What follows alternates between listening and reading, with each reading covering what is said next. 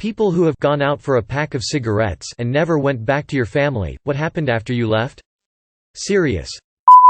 I grew up in a very abusive, strict home. My stepfather beat both my sisters and then when they left I was next.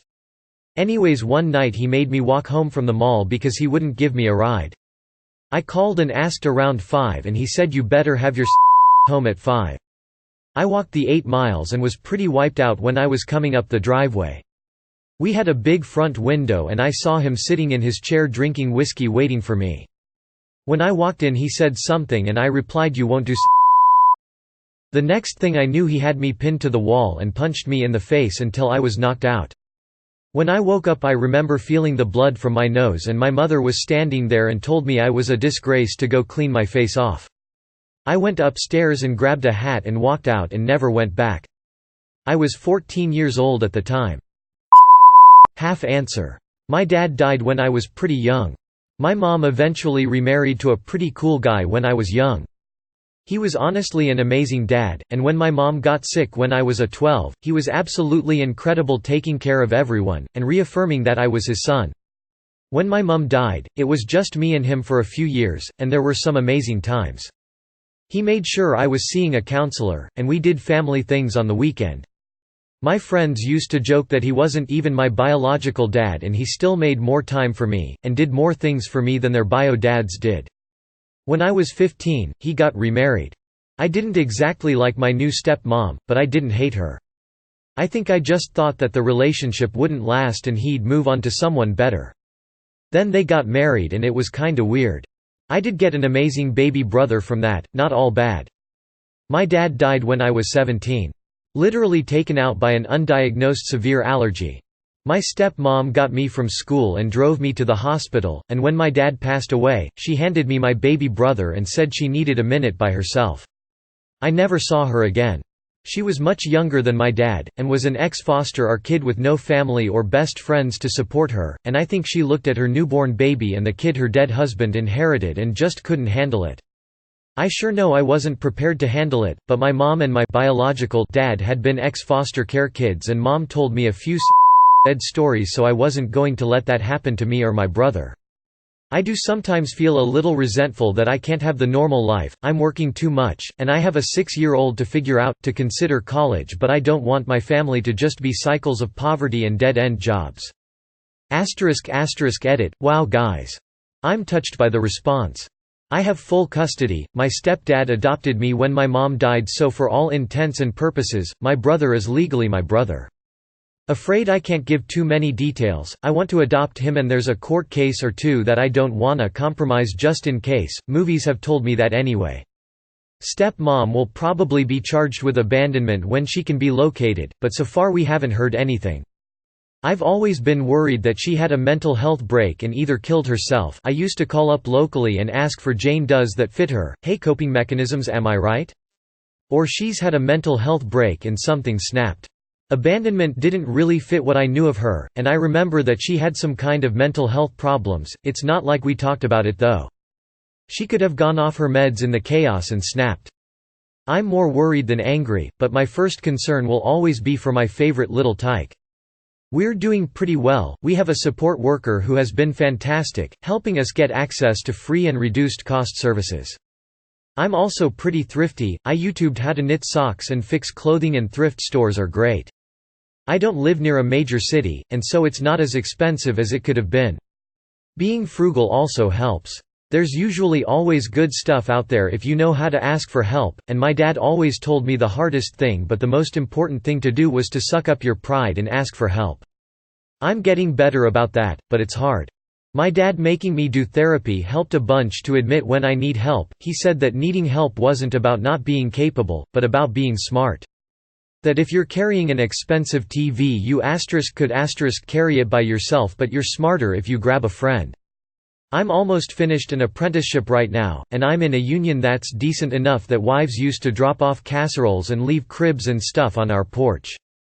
Everyone should be involved in their community. I wouldn't have survived without everyone willing to go to bat for me. I'm working pretty hard because I'm incredibly fortunate that I met good people along the way. I owe them a lot. I also work part-time at a nursery helping with plants and stuff on weekends for the staff discount and free stuff. I taken home more than a few half-dead fruit trees and vegetable seedlings. The more I work, the more I can throw into savings. It's morbid, but I want to make sure if I die, he's not frantically worrying about paying for that. It's not exactly a good feeling. My bro and I have been working on expanding our tiny garden to try and offset the cost of food, and he seems to like gardening just as much as my dad did. Last year we didn't buy a single potato or any herbs. It's been the best low-cost, high-involved activity we're doing, and it sometimes makes me feel less guilty that I can't be there more for him like our dad was for me. We have glass pasta jars and tin cans growing basil and rosemary right now. I told my bro if he can keep them alive all year without me needing to intervene, we can look at adopting chickens. He specifically wants 2 chickens named Chicken and Chick Barbie because he's funnier than I am. I'm working a bunch now because I want him to be in a better position in the future. My dad left a small, but decent amount in a trust, and I pulled from it when I first got custody when I was scrambling to afford everything. I want to replace everything I took, and also make sure he can afford to do the things that I couldn't when growing up. When he's in high school and wants to celebrate by going to Mexico, then he's going to Mexico. I do miss the stuff I can't do. I've never not had responsibilities. I'm still friends with people from school, and they're doing cross-country adventures and dropping money on expensive stuff. It's such a weird idea that they can just go to music festivals without worrying about anything while I'm trying to find a detergent that doesn't set the bro's eczema off. Wouldn't trade him for the world though. We have saving accounts and insurance policies, and I'm probably better off than a lot of people. The comments have been incredible with people offering help from everywhere. I needed that help when I was 17 and scared out of my absolute mind. I'm almost 24 now and I'm stable, but paranoid and weird for sure. If you'd like to donate, please direct them to local organizations fighting the good fight. The difficult part of the story is basically over, until he hits teenage years probably. God knows how I'm going to handle that. That's a problem for future me. I don't need that kind of help anymore, and I'm moving into the phase of life where I just want to give back to people that have helped me, by passing it on. I joined Reddit because I saw that post that said, "Today you, tomorrow me." That's my philosophy in life. There are a lot of people out there like me, and they deserve to be able to grow garlic in old jams with their family just as much as I did. When I was 5, my dad came home from work, and my mom informed him out, completely of the blue, that she wanted an immediate divorce. I found out many years later she'd had an affair and was pregnant. He moved out of the house. They had 3 little kids together. I was the oldest, and she married her second husband twice. They weren't divorced the first time. He was paying child support as he was supposed to, but she was calling him at work and sending him letters at home. His sister kept them, asking for more, and he began to get complaints about it from his bosses. He asked his mother what he should do. She advised him to tell her he was giving her all he could, and all he was ordered to, and that he was going to lose his job if she kept it up. And that if she didn't stop, he'd leave the state, and she'd never hear from him again. She thought that would make her wise up and leave him alone. So, he did. But she continued. So, he asked his mother for advice again. Her advice was to follow through. And so, he did. He packed his clothes into his car, and headed for Canada. He got as far as 2 states north from where he began, liked a little town he came across, and got a job there. I never forgot him. I was the only one of the 3 of us kids that had any memories of him. But when I was 16 and moved away from my extremely abusive home in every way, I called my aunt, whose name I knew, who happened to live in the town I was also then living in, and told her I wanted to meet him. Coincidentally, he happened to be visiting her. I met him, my aunt, my grandfather, and my grandmother while he was there. It turned out to be the only time I would ever meet my grandfather. He died 2 years later.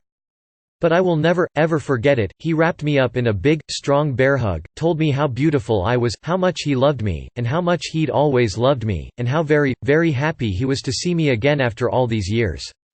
I cried then, and I'm crying again now, writing it down. I can still feel the love and caring in his arms. I wasn't ready to get to know my dad at 16 though. I realize now that I just wanted to see him. It took me another 10 years before I contacted him again. But I did, when I was living in California. And when I did, he took 2 weeks vacation, so did I, drove down to see me, and we spent the entire 2 weeks getting to know one another. And once he left, we were in contact daily. And I quit my job and moved up to the PNW a month later, because I knew the hole in my heart would never be filled until my dad was a part of my life. And I was correct. My son has a grandpa because of my decision, and my dad is the greatest grandpa there is. I wish he'd have always been in my life, but the outcome I received is worth everything I've been through. I love you, Dad.